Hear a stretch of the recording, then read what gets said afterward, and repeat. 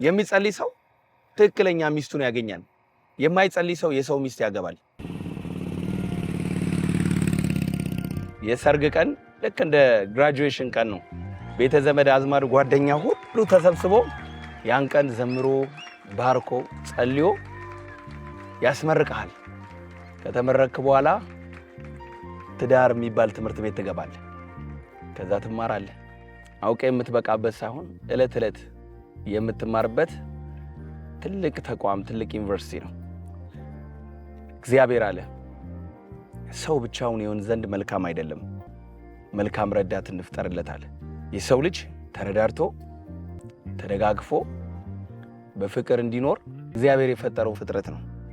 ሰው ብቻውን የማያምርበት ብቻውን የማይደምቅበት የእግዚአብሔር ፍጥረት ነው። በሰውነታችን ውስጥ የተለያዩ ክፍሎች አሉ። ለምሳሌ ጥፍር ሊሆን ይችላል። ሰዎች እንደ ቀላል ያዩታል። እጅ ላይ ያሉ ጥፍሮች ቢነቀሉ ሰው ሁሉ ሲያይ ያልተሟላ እንደሆንክ ያይሃል። አንተም በሰው ሁሉ ፊት እጅህን መደበቅ ትጀምራለህ፣ መሸማቀቅ ትጀምራለህ። ስለዚህ ሚስት ለባሏ ዘውድ ናት ይላል የእግዚአብሔር ቃል። ሚስት ከአንተ ጋር በመሆኗ ብቻ ያንተ ሞገስ በ100% ይጨምራል።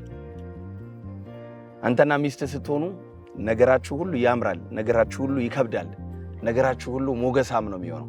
ጸልዩ፣ እግዚአብሔር ትክክለኛውን ረዳት ፐርፌክት ማች የሆነውን ሰው ወደ ህይወታችሁ እንዲያመጣ። የሚጸልይ ሰው ትክክለኛ ሚስቱን ያገኛል።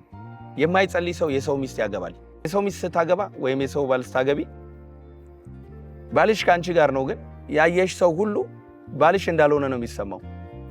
እውነተኛውን ረዳት እግዚአብሔር እንዲሰጣችሁ ሁላችሁም ጸልዩ። ጌታ ኢየሱስ ይባርካችሁ።